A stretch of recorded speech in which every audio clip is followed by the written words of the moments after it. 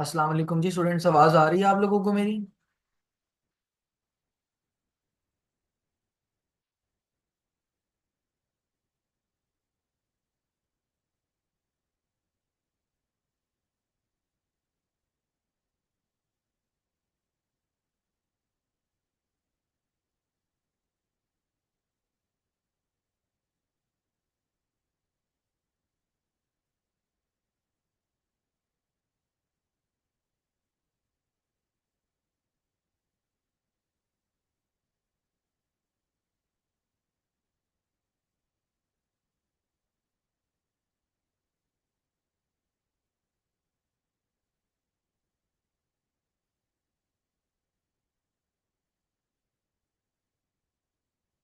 Okay students, तो ये हमारा नया लेक्चर है, नया चैप्टर है, जिसका ताल्लुक है डॉन ऑफ मॉडर्न फिजिक्स के साथ।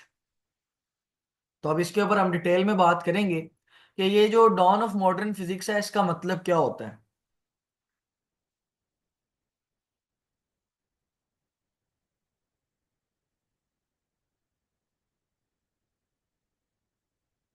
अच्छा जी। देखें बेटा, ये बात है 20वीं सदी के शुरुआत की। 20वीं सदी अभी शुरू हो रही थी। तो बेसिकली ये बात है 20वीं सदी की शुरुआत की, in the early part of 20th century.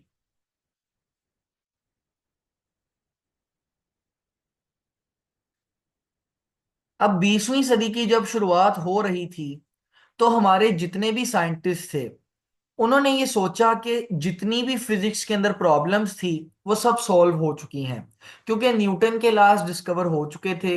Newton ने ग्रेविटी को भी कुछ हद तक एक्सप्लेन कर दिया था। फिर माइकल फैराडे ने और जोसेफ हेनरी ने और बहुत सारे दूसरे साइंटिस्ट ने इलेक्ट्रिसिटी के रिलेटेड जितने भी मसले थे वो भी सॉल्व कर दिए थे। तो ओवरऑल हमारी फिजिकल दुनिया में ऐसा कोई मसला बचा नहीं था फिजिक्स की दुनिया में जो सॉल्व ना किया जा सका हो या जिसका जवाब ना दिया जा सका हो। यानी कि फिजिक्स की दुनिया के सारे सवाल और सारे कॉन्सेप्ट समझ आ चुके थे। इंसान सारे सवाल समझ चुके थे। यानी कि early part of 20th century की बात करें तो आपके जितने भी साइंटिस्ट थे, ऑल साइंटिस्ट, उन्होंने ये सोचा, all scientist thought that all of physics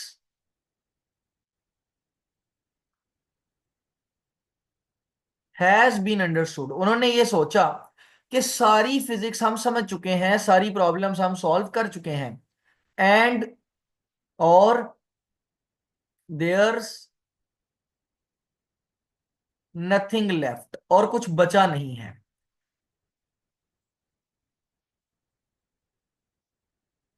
ये थी 20वीं सदी की शुरुआत की कहानी।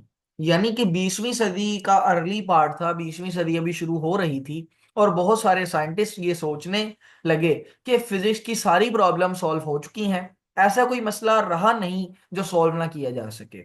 लेकिन फिर अचानक ये हुआ कि फिजिक्स की दुनिया में कुछ प्रॉब्लम्स आने लग गई। फिजिक्स के कुछ कॉन्सेप्ट्स ऐसे थे जो हमारे कॉन्सेप्ट्स को चैलेंज करने लग गए। कुछ कॉन्सेप्ट्स ऐसे थे जिन्होंने साइंसदानों का दिमाग चकरा के रख दिया। कुछ प्रॉब्लम्स ऐसी थी जो साइंसदानों को समझ ही नहीं आ रही थी। इन प्रॉब्लम्स में कुछ प्रॉब्लम्स तो थी एक्सपेरिमेंटल प्रॉब्लम्स, यानी कुछ एक्सपेरिमेंट हमने किए और उन एक्सपेरिमेंट के रिजल्ट वो नहीं आए जो हम एक्सपेक्ट कर रहे थे। यानी यहां कुछ एक्सपेरिमेंटल प्रॉब्लम्स थी। फिर कुछ फिजिसिस्ट जिनको आप थ्योरेटिकल फिजिसिस्ट कहते हैं, जिनका काम एक्सपेरिमेंट करना नहीं होता लेकिन सोचना होता है, उन्होंने अपनी सोच सोच में ही कुछ प्रॉब्लम्स क्रिएट कर ली। And that were theoretical problems.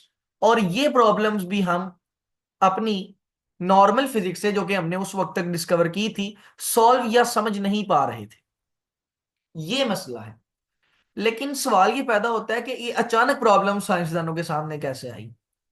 बेटा बेसिकली ये जो प्रॉब्लम्स थी ये थी एटॉमिक और सब एटॉमिक लेवल पर। तो चूंकि ये प्रॉब्लम्स एटॉमिक और सब एटॉमिक लेवल पर थी तो इसलिए साइंसदानों का ध्यान यहां पर पहले नहीं गया क्योंकि तब तक हमने एटम को इतने अच्छे तरीके से नहीं समझा था। सिर्फ इलेक्ट्रॉन, प्रोटॉन और न्यूट्रॉन हमें पता थे और हमें समझ लगा और हमने ये सोचा कि हमें सारी फिजिक्स समझ में आ गई है। लेकिन जब हमने इनका डिटेल में बिहेवियर स्टडी किया तो हमें समझ में आई कि ऐसी बहुत सारी बातें हैं that can not be explained bye classical physics. जो हम फिजिक्स अभी तक समझ चुके हैं उस फिजिक्स की बुनियाद पर ऐसी बहुत सारी बातें हैं जो हम अभी एक्सप्लेन नहीं कर सकते।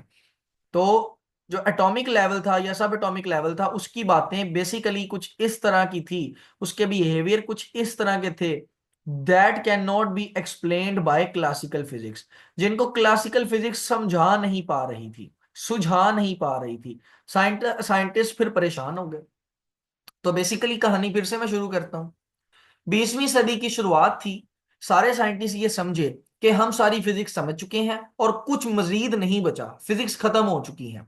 लेकिन अचानक फिर कुछ एक्सपेरिमेंटल और थ्योरेटिकल प्रॉब्लम्स आने लगी। यानी साइंटिस्ट ने देखा कि कुछ एक्सपेरिमेंट्स के रिजल्ट उनकी कैलकुलेशन के अकॉर्डिंग नहीं आए, उनके कॉन्सेप्ट से अकॉर्डिंग नहीं आए, बल्कि बिल्कुल ही अलग रिजल्ट देते हैं। और इसी तरह कुछ थ्योरेटिकल प्रॉब्लम्स थी, जैसे कि अगर हम स्पीड ऑफ लाइट के करीब सफर करने लग जाएं तो हमें क्या फील होगा। अब इसका जवाब क्लासिकल फिजिक्स नहीं दे सकती थी, ये एक थ्योरेटिकल मसला था। और ये सारे मसले आ रहे थे एटॉमिक या सब एटॉमिक लेवल पर या फिर ऐसे ऑब्जेक्ट्स पर जो बहुत तेज मूव करते हैं, इनके ऊपर मैं आगे बात करता हूं। ये सारे मसले आ रहे थे। अब यहां पर कुछ इंपॉर्टेंट मसले मैं आपके सामने लिखता हूं जो एक्सप्लेन नहीं किए जा सके या जो हमें समझ नहीं आए, उनकी मैं बात करता हूं। तो बात करते हैं कुछ अनएक्सप्लेनेबल फिनोमिना की, वो प्रोसेसेस जो क्लासिकल फिजिक्स समझा नहीं पा रही थी कि असल में मसला क्या है या उनका जवाब क्या होगा। तो वो अनएक्सप्लेनेबल फिनोमेना बेटे जो थे, अ, वो थे आपके पास। Number one, black body radiation. उस जमाने की फिजिक्स ब्लैक बॉडी रेडिएशन को नहीं समझा पा रही थी।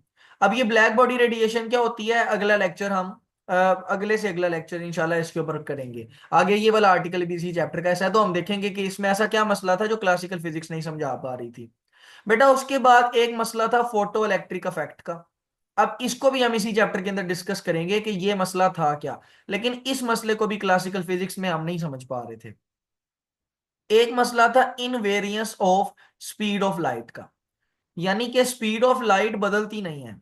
मैं सी लिख देता हूं, सी का मतलब समझ जाइएगा स्पीड ऑफ लाइट। तो स्पीड ऑफ लाइट बदलती नहीं है, सेम रहती है, आप किसी भी जगह जाएं। लेकिन ये हमारी क्लासिकल फिजिक्स के खिलाफ है, क्योंकि क्लासिकल फिजिक्स के मुताबिक तो स्पीड बदल जाती है चीज की जब वो एक मीडियम से दूसरे मीडियम में या फिर एक फ्रेम ऑफ रेफरेंस से दूसरे फ्रेम ऑफ रेफरेंस में जाती है। लेकिन यहां पर ऐसा नहीं हो रहा था, स्पीड ऑफ लाइट हर जगह कांस्टेंट रह रही थी। और एक मसला था लास्ट वाला, जो कि था emission of sharp spectral lines by atoms in a discharge tube. ये जो केमिस्ट्री वाले बच्चे हैं ना, उन्होंने लाइन स्पेक्ट्रम और दूसरे स्पेक्ट्रम पढ़े होंगे। लाइन स्पेक्ट्रम आता है, फिर कंटिन्यूअस स्पेक्ट्रम आता है, केमिस्ट्री वाले बच्चों ने पढ़े होंगे। तो ये उसकी बात हो रही है, emission of sharp spectral lines by atoms in a discharge tube. ये सारे वो प्रॉब्लम्स, ये सारे वो मसले थे जो हमारी फिजिक्स एक्सप्लेन नहीं कर पा रही थी। ये अनएक्सप्लेनेबल फिनोमेना बन चुके थे। बात समझ आई कि नहीं आई।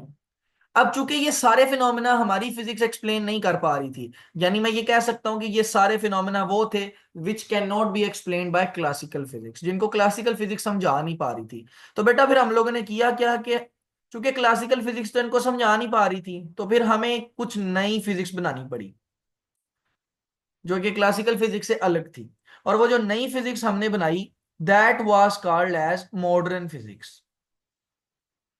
तो आई थिंक अब आपको इंट्रोडक्शन समझ में आया होगा चैप्टर का, कि ऐसे बहुत सारे मसले 20वीं सदी में आने लगे कि जो हम सॉल्व नहीं कर पा रहे थे क्लासिकल फिजिक्स से, जो क्लासिकल फिजिक्स एक्सप्लेन नहीं कर पा रही थी। और उन फिनोमेना को फिर हमने एक नई ब्रांच ऑफ फिजिक्स में पढ़ना चाहा, और उस ब्रांच ऑफ फिजिक्स का नाम हमने क्या रखा, मॉडर्न फिजिक्स। बेटा मॉडर्न फिजिक्स के अंदर दो सबसे इंपॉर्टेंट हिस्से हैं, सिर्फ दो हिस्से हैं, आप ये समझ लें मॉडर्न फिजिक्स के।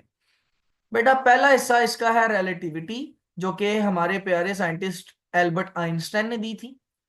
और दूसरा है क्वांटम थ्योरी, जिसके ऊपर हमारे यूट्यूबर्स और हमारे लोग करोड़ों रुपए छाप चुके हैं इसके ऊपर झूठी सीधी बातें करके। तो मॉडर्न फिजिक्स बेसिकली दो दो चीजों पर बेस्ड है, रिलेटिविटी पर बेस्ड है और क्वांटम थ्योरी पर बेस्ड है। ये याद रखनी है आपने बात। मॉडर्न फिजिक्स कितनी चीजों पर बेस्ड है? दो चीजों पर, रिलेटिविटी पर बेस्ड है और क्वांटम थ्योरी पर बेस्ड है। एक एक करके मैं दोनों के बारे में बात करता हूँ शॉर्ट फॉर्म में, और एज अ टॉपिक हम इनको डिस्कस करेंगे इस चैप्टर में। सबसे पहले हम देखते हैं रिलेटिविटी क्या है। बेटे देखिएगा ये है क्या, इसके ऊपर तो हम बात करेंगे जब हम इसका प्रॉपर आर्टिकल पढ़ेंगे, जनरल थ्योरी ऑफ रिलेटिविटी और स्पेशल थ्योरी ऑफ। इसमें तो हमने स्पेशल थ्योरी ही पढ़नी है, जनरल तो हमने पढ़नी नहीं है। तो बहरहाल हम रिलेटिविटी की बात करते हैं। बेटा देखिएगा सबसे पहली चीज जो आपने याद रखनी है रिलेटिविटी के बारे में, वो ये कि रिलेटिविटी का मौजूद था sir Albert Einstein. Albert Einstein बहुत बड़े साइंटिस्ट, बहुत ही बड़े साइंटिस्ट।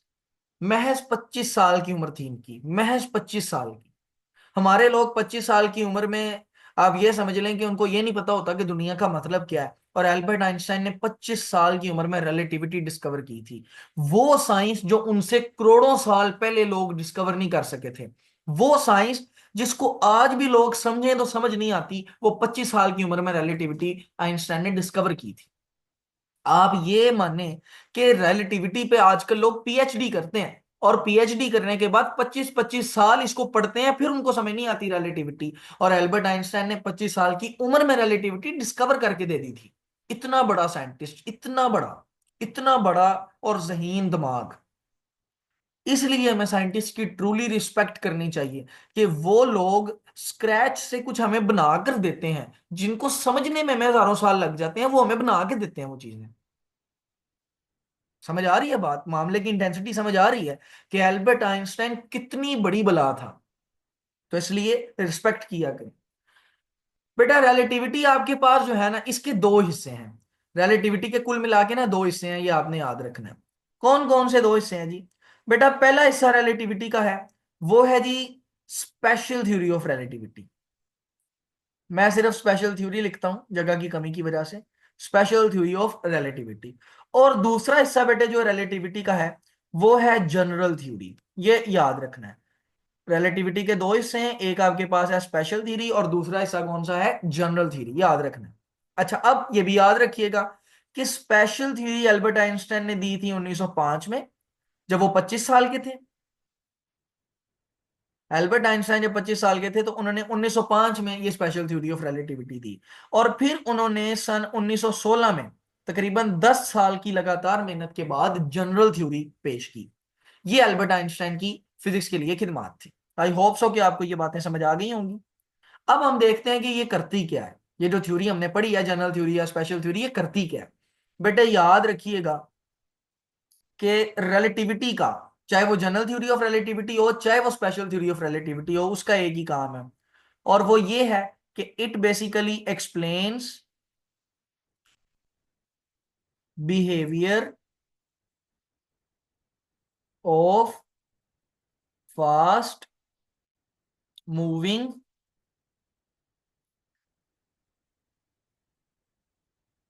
टाइनी पार्टिकल्स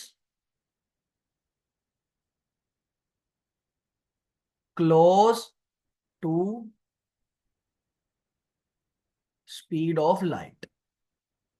क्या बोला है मैंने?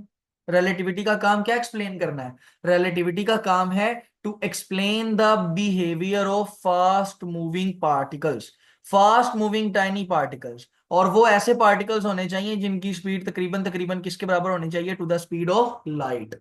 ये याद रखिएगा कि ये एक्सप्लेन करती है फास्ट मूविंग टाइनी पार्टिकल्स के बिहेवियर को। क्लियर होती है बेटे बात यहां तक?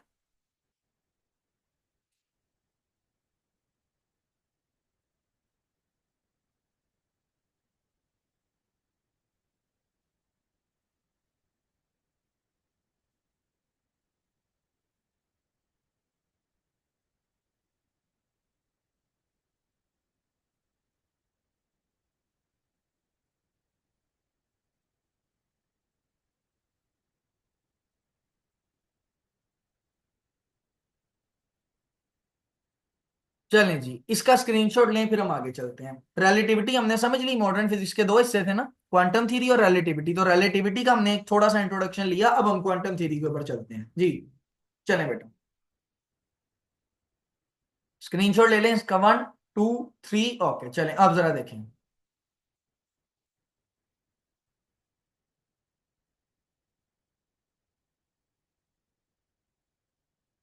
अच्छा भाई, उसके बाद हमारे पास आती है क्वांटम थ्योरी।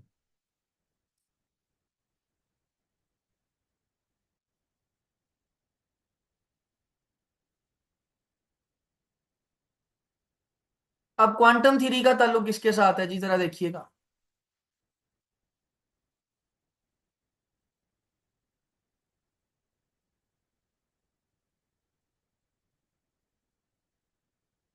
जी देखें जरा, क्वांटम थ्योरी बेसिकली ये कहती है कि आपकी जो इलेक्ट्रोमैग्नेटिक वेव्स हैं, ये इलेक्ट्रोमैग्नेटिक वेव की फोटो आपको नीचे नजर आ रही होगी, ये होती है इलेक्ट्रोमैग्नेटिक वेव। तो क्वांटम थ्योरी ये कहती है कि बेसिकली आपकी जो इलेक्ट्रोमैग्नेटिक वेव्स हैं, ये इलेक्ट्रोमैग्नेटिक वेव बिहेव करती हैं एज डिस्क्रीट। अच्छा, डिस्क्रीट को ना आप टाइनी भी कह सकते हैं, छोटे और अलग अलग। टाइनी, छोटे और अलग अलग, डिस्क्रीट का मतलब ये है। आप ये क्वांटम थ्योरी आपको क्या कहती है? क्वांटम थ्योरी ये कहती है कि इलेक्ट्रोमैग्नेटिक वेव्स बेसिकली बिहेव करती हैं as discrete packets of energy.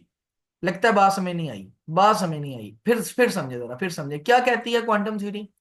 Quantum theory ये कहती है कि इलेक्ट्रोमैग्नेटिक वेव्स बिहेव करती हैं, इस तरह की हरकतें करती हैं। किस तरह की?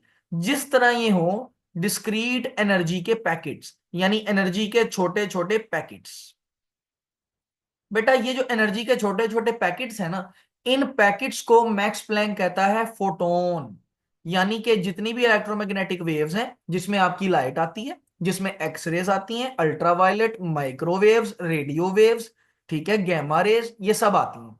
ये सब basically discrete packet of energy से बनी होती हैं, या बिहेव करती हैं एनर्जी के छोटे छोटे पैकेट्स की तरह। और वो छोटे छोटे पैकेट्स आपके पास क्या कहलाते हैं? फोटोन।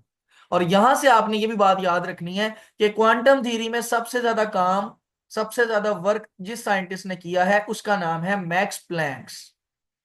मैक्स प्लैंक बहुत बड़ा साइंटिस्ट, ये भी बहुत बड़ा साइंटिस्ट था। तो याद रखिएगा क्वांटम थ्योरी क्या कहती है। क्वांटम थ्योरी ये कहती है कि आपकी जो इलेक्ट्रोमैग्नेटिक वेव्स हैं, बेसिकली वो छोटे छोटे एनर्जी के पैकेट्स हैं। ये बात आपने याद रखनी है।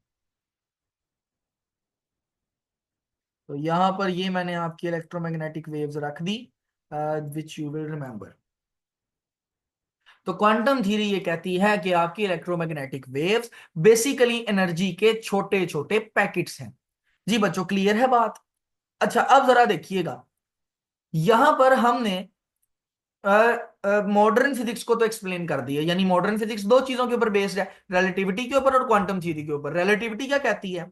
रिलेटिविटी उन ऑब्जेक्ट्स के बिहेवियर को समझाती है जो स्पीड ऑफ लाइट के करीब करीब की रफ्तार से मूव करते हैं। मैंने क्या बोला? रिलेटिविटी उन ऑब्जेक्ट्स के बिहेवियर को बताती है जो स्पीड ऑफ लाइट के करीब करीब ट्रेवल करते हैं। और क्वांटम थ्योरी उन ऑब्जेक्ट्स के बिहेवियर को बताती है जो आपके पास डिस्क्रीट एनर्जी पैकेट्स के तौर पर, यानी वो कहती है कि electromagnetic waves basically discrete energy के पैकेट्स हैं। मैंने क्या, सुन लें सुन लें, एक दफा रिफ्रेश करें माइंड को। क्या बोला मैंने? मॉडर्न फिजिक्स दो चीजों पर बेस्ड है, रिलेटिविटी पर और क्वांटम थ्योरी पर। रिलेटिविटी का ताल्लुक इस बात से है, ये उन पार्टिकल्स के बिहेवियर को समझाती है जो स्पीड ऑफ लाइट के करीब की रफ्तार से मूव करते हैं, यानी कि बहुत तेज मूव करते हैं। और दूसरी बात क्वांटम थ्योरी, क्वांटम थ्योरी आपको यह कहती है कि इलेक्ट्रोमैग्नेटिक वेव्स असल में एनर्जी के छोटे छोटे पैकेट्स हैं जिनका नाम है फोटोन। क्लियर? चलो, अब यहां पर आपने ये बात याद रखनी है कि क्लासिकल फिजिक्स बिल्कुल खत्म नहीं हुई। ये क्लासिकल फिजिक्स जो है ये सिर्फ हमारी सब एटॉमिक लेवल की प्रॉब्लम्स को सॉल्व नहीं कर पाती, बाकी हमारी जितनी भी प्रॉब्लम्स हैं उनको ये बड़ी इजीली सॉल्व कर लेती है। इसका मतलब है कि मैं ये कह सकता हूं कि हमारी जो क्लासिकल फिजिक्स है ये बेसिकली ट्रू है फॉर ऑर्डिनरी प्रोसेस। यानी अगर आपने अपनी नॉर्मल जिंदगी के प्रोसेसेस पढ़ने हो, जैसे कि एक कार कितनी रफ्तार से ट्रेवल करती है, एक कार की पोजीशन क्या है, एक कार का डिस्प्लेसमेंट क्या है, एक कार का मोमेंटम क्या है, ये हमारी नॉर्मल जिंदगी है, ऑर्डिनरी प्रोसेस है। उसके अंदर तो क्लासिकल फिजिक्स लग सकती है, मतलब वहां क्लासिकल फिजिक्स कोई गलत रिजल्ट नहीं देती, बिल्कुल ठीक से एक्सप्लेन करती है। लेकिन क्लासिकल फिजिक्स जो दो बातें मैंने आपको बताई, कि इलेक्ट्रोमैग्नेटिक वेव्स का एनर्जी के पैकेट होना और पार्टिकल्स का बहुत तेज रफ्तार से मूव करना, इन दोनों बातों को क्लासिकल फिजिक्स नहीं समझा पाती, इसलिए फिर हम क्लासिकल फिजिक्स को नहीं पढ़ते। लेकिन हमारी ऑर्डिनरी जिंदगी में हम क्लासिकल फिजिक्स को पढ़ते हैं और मेनू वन पढ़ते हैं, क्योंकि क्लासिकल फिजिक्स ज्यादा आसान है। तो यहां से क्वांटम थ्योरी का राज आपको पता चल गया कि क्वांटम थ्योरी ये कहती है कि आपके जो इलेक्ट्रोमैग्नेटिक वेव्स हैं वो डिस्क्रीट एनर्जी के पैकेट्स होते हैं, that are called as photons. चले अब हम आगे चलते हैं। यहां पर मैं आपके सामने एक बेसिक सा इंट्रोडक्शन लिखना चाहूंगा क्लासिकल फिजिक्स का और मॉडर्न फिजिक्स का, ताकि आपको थोड़ा सा इनका कॉन्सेप्ट साइड बाय साइड भी याद रहे। तो मैं चाहूंगा कि यहां पर हम एक डिफरेंस लिखें between classical physics and modern physics, ताकि आपको साइड बाय साइड इनका डिफरेंस याद रहे।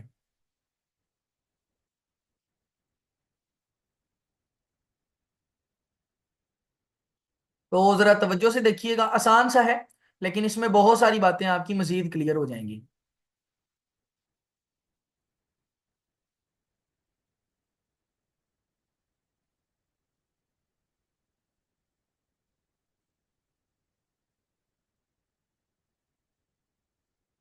Just a minute.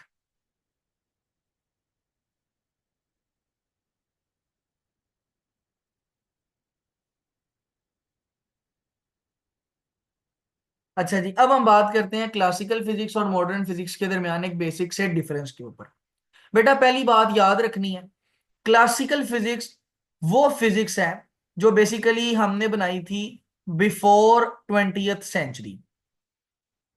20वीं सदी से पहले पहले जो फिजिक्स हमने बनाई थी उसका नाम हमने क्या रखा है, क्लासिकल फिजिक्स। अच्छा, अब यहां पर 20th सेंचुरी का मतलब क्या है?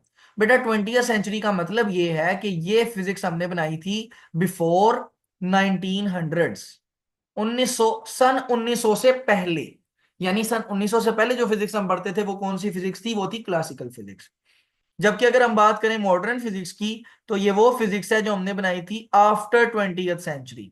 20वीं सदी के बाद जो फिजिक्स हमने बनाई थी वो आपके पास कौन सी फिजिक्स थी? That was modern physics. अच्छा फिर, अब आफ्टर 20th सेंचुरी का मतलब क्या है? आफ्टर 20th सेंचुरी का मतलब है आफ्टर 1900, सन 1900 के बाद। बात समझ आई कि नहीं आई? तो हमने क्लासिकल फिजिक्स बनाई थी 20वीं सदी से पहले, यानी कि 1900 से पहले, सन 1900 से पहले, और मॉडर्न फिजिक्स हमने बनाई थी 20वीं सदी के बाद, यानी सन 1900 के बाद। अच्छा, अगली बात आपने यहां पर यह याद रखनी है कि आपके पास ये जो क्लासिकल फिजिक्स है ये बेसिकली डील करती है माइक्रो स्पीड्स के साथ, या आप ये कह लें कि deals with very low speeds. ये बहुत कम स्पीड के साथ आपके पास डील करती है, जैसे कि हमारी नॉर्मल एवरीडे स्पीड होती है 150 की स्पीड, जहाज की स्पीड 700, मिसाइल की स्पीड 800, 8000 मीटर पर सेकंड, इतनी। लेकिन जब स्पीड बहुत ज्यादा हो जाए, यानी लाइट के करीब हो जाए, तो फिर वहां पर हमें मॉडर्न फिजिक्स लगानी पड़ती है। तो मॉडर्न फिजिक्स के लिए हम ये कहेंगे कि मॉडर्न फिजिक्स फिजिक्स की वो ब्रांच है that deals with speeds approaching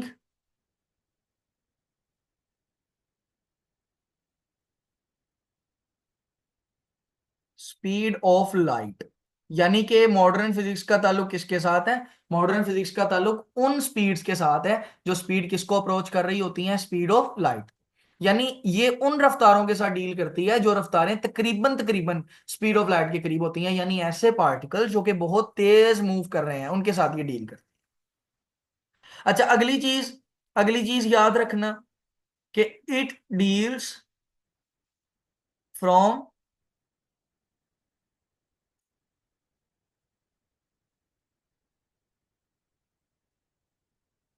everyday object, everyday object से लेकर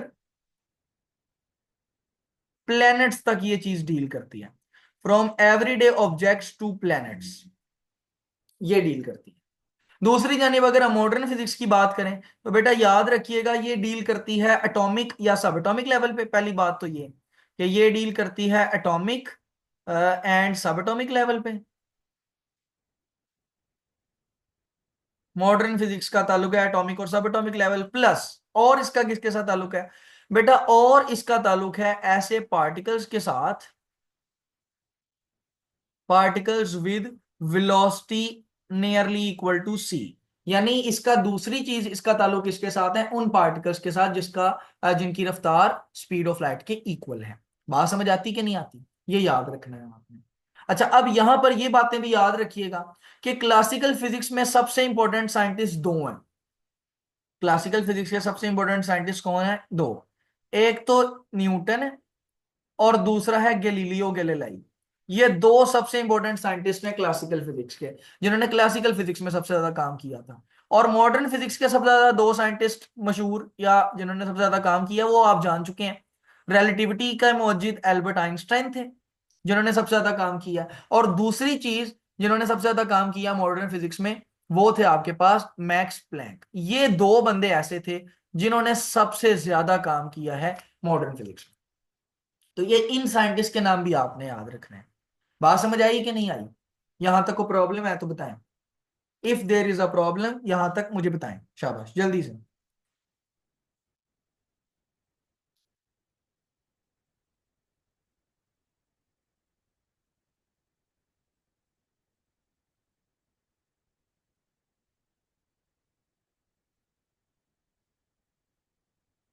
चलें, वेरी गुड। अच्छा, अब यहां पर याद रखिएगा कि हमारे ये जो कुछ साइंटिस्ट हैं, जैसे कि गैलीलियो और न्यूटन, जो कि एक्चुअली डील किसके साथ करते थे?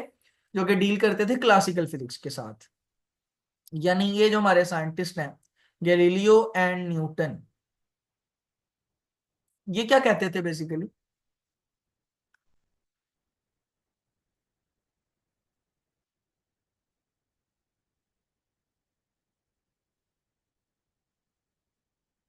अच्छा जी, ये जो हमारे साइंटिस्ट हैं गैलीलियो और न्यूटन, बेसिकली ये कहते थे कि आपके पास जो रेस्ट है और मोशन है, यानी कि कोई बॉडी अगर रेस्ट में है या मोशन में, वो ये कहते थे कि rest and motion are relative. जिसका मतलब ये है कि किसी बंदे के लिए एक बॉडी रेस्ट पर हो सकती है, तो दूसरे बंदे के लिए वही बॉडी मोशन में हो सकती है। यानी एक बॉडी किसी के लिए रेस्ट में होगी और किसी दूसरे बंदे के लिए वो मोशन में होगी। मिसाल के तौर पर, अगर आप एक कार में मूव कर रहे हैं, तो कार की सीट्स आपके लिए रेस्ट पर होंगी, क्योंकि कार की सीट तो कहीं नहीं जा रही, वो तो आपके साथ ही है। लेकिन अगर कोई बंदा बाहर से देखेगा और कार जा रही होगी, तो उसके लिए सीट भी तो मूव कर रही है ना। यानी किसी बंदे के लिए एक चीज रेस्ट पर है और वही चीज किसी दूसरे बंदे के लिए किस में है? मोशन में। मिसाल के तौर पर आप एक एरोप्लेन में उड़कर जा रहे हैं, तो आप जिस सीट पर बैठे हैं वो तो नहीं उड़ रही, वो तो वहीं पर है। यानी आपके लिए एरोप्लेन की सीट रेस्ट पर है, लेकिन अगर कोई बंदा नीचे से देखेगा तो उसके लिए तो पूरा एरोप्लेन उड़कर जा रहा है ना। तो वो क्या कहेगा कि सीट भी मूव कर रही है और एरोप्लेन भी मूव कर रहा है। यानी गैलीलियो और न्यूटन ये कहते थे कि रेस्ट और मोशन रिलेटिव है, और ये बात इनकी बिल्कुल ठीक थी, करेक्ट थी। लेकिन ये दोनों एक फॉल्टी बात भी करते थे, गलत बात भी करते थे, और वो ये कहते थे कि जो लेंथ है और जो मैस है और जो आपके पास वॉल्यूम है किसी भी चीज का, तो ये कहते थे कि आपके पास जो लेंथ है, जो मैस है और जो टाइम है, बेसिकली टाइम, सॉरी, तो जो लेंथ है, जो मैस है और टाइम है, वो कहते थे कि ये एब्सोल्यूट है। और ये वाली बात इनकी गलत थी, ये रॉन्ग थे यहां पर। अब आप कहेंगे कि सर वो कैसे? हमें पता है कि लेंथ हर जगह सेम रहती है। अगर ये मार्कर यहां पर एक 10 सेंटीमीटर का है, तो ये अमेरिका में भी 10 सेंटीमीटर का ही होगा, और ये यूके में भी लेकर जाएंगे तो 10 सेंटीमीटर का होगा। तो लेंथ तो चेंज नहीं होती, लेंथ तो एब्सोल्यूट है। ऐसा तो नहीं है कि इसकी लेंथ यहाँ किसी के लिए कुछ है और किसी के लिए कुछ है। इसी तरह इसका मैथ अगर 10 ग्राम है, स्टाइलस का, तो इसका मैथ्स अमेरिका में भी 10 ग्राम ही होगा और इसका मैथ्स यूके में भी 10 ग्राम होगा। तो फिर आप कैसे कह सकते हैं कि ये बात गलत है? बात तो ठीक है कि लेंथ भी हर किसी के लिए एक जैसी होती है, मैथ्स भी और टाइम भी। बेटा देखो, हमारी नॉर्मल जिंदगी में तो ये बात ठीक है, लेकिन जब आप हाई स्पीड पर मूव करते हैं ना, तो ये बात गलत हो जाती है। क्योंकि जब आप स्पीड ऑफ लाइट के साथ मूव करते हैं तो मैथ्स बढ़ जाता है। अब आप कहेंगे बड़ी अजीब बात है। जी हाँ, अजीब बात है। क्वांटम थ्योरी, रिलेटिविटी और मॉडर्न फिजिक्स हमारी दुनिया से ताल्लुक ही नहीं रखते। यानी कहने का मतलब ये हमारी नॉर्मल दुनिया से ताल्लुक नहीं रखते। इनके अंदर पार्टिकल्स इस तरह से बिहेव करते हैं जिनको हम नॉर्मली देखते नहीं हैं। तो जब आप स्पीड ऑफ लाइट के करीब हरकत करते हैं तो लेंथ बढ़ जाती है। इसी तरह जब आप स्पीड ऑफ सॉरी लेंथ कम हो जाती है, मैस बढ़ जाता है और टाइम डायलेट हो जाता है। ये इसके बारे में भी हम आगे कॉन्सेप्ट पढ़ेंगे। ये पूरे पूरे कॉन्सेप्ट हैं और इसके बारे में हम आगे बात करेंगे। ठीक है, अगले आर्टिकल्स में। अभी के लिए आपने बात याद रखनी है कि गैलीलियो और न्यूटन ये कहते थे कि लेंथ मैस और टाइम एब्सोल्यूट है, जबकि वो एब्सोल्यूट होते नहीं है, असल में रिलेटिव होते हैं। बिल्कुल जिस तरह रेस्ट और मोशन रिलेटिव है ना। लेकिन रेस्ट और मोशन वाली बात उनकी ठीक थी, ये दूसरी वाली बात कि लेंथ मैस और टाइम एब्सोल्यूट होते हैं, ये बात उनकी गलत थी। क्लियर होती है बात?